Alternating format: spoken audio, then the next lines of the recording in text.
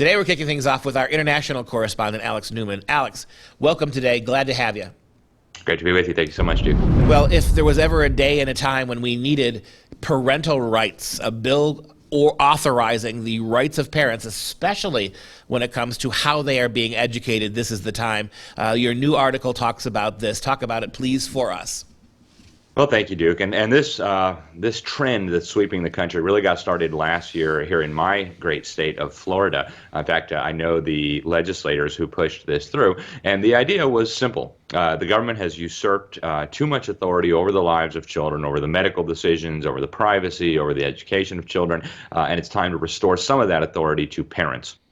So they passed a law last year. They built on that later this year in 2022 with the bill that the media is dishonestly calling the Don't Say Gay bill. All it says is you don't sexualize and teach little kids, 9 and under, by the way. We're talking about first grade, second grade, kindergarten children, that they might have been born in the wrong body or that they need to be experimenting with sex or homosexuality.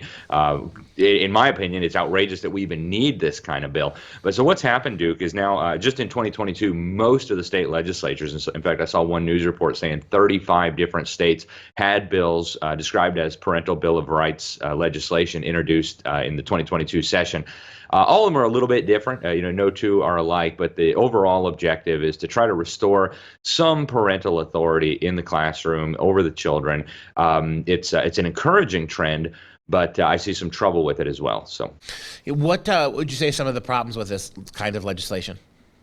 Well, my biggest concern, Duke, is that this is going to give parents a false sense of security. And we're seeing this in Florida right now. You've got a lot of parents who are kind of on the fence. Should I pull my children out? Should I keep them in the government's brainwash camps?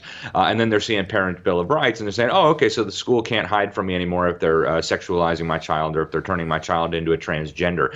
And this is happening all across the states. People are saying, well, I think I should probably pull my kid out, but there's a new parental rights bill, and maybe it won't be quite as extreme, so I'll just keep going for the free babysitting service. And that's my big concern. There are millions of families right now right on the edge of pulling their children out. And I think the danger, and to be clear, I support these bills. It's beyond obvious that parents need to have their rights respected. But I think the danger is that there's a false sense of security in some families who are just desperately looking anywhere for hope.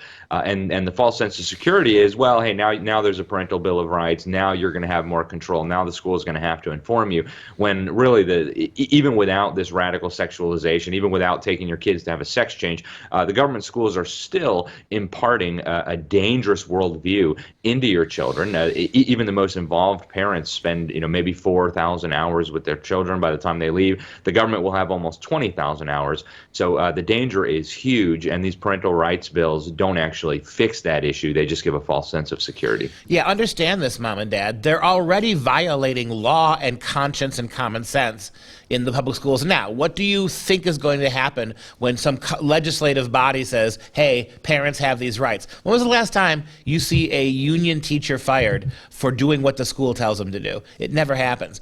Do not, as important as they are to codify the rights of parents, do not expect for 1 minute that many of the schools are going to follow it. And to that end, maybe this is where we are now. I mean, for thousands and thousands of years, heterosexuality, the religious rights, the right of parents to dictate what their children do and don't do in their worldview, that was so taken for granted that we never did codify them. There has never been really a list of parents' rights when it comes to public schooling, because we always assumed that the public schools knew that the parents were the primary educators. Maybe we need to go back now and have a declaration of the rights of the heterosexual. Maybe we need to go back right now and insist upon the millennium-old arguments about how parents have the right to use religion as a main factor in educating their children. That is not at war. It is not contradictory.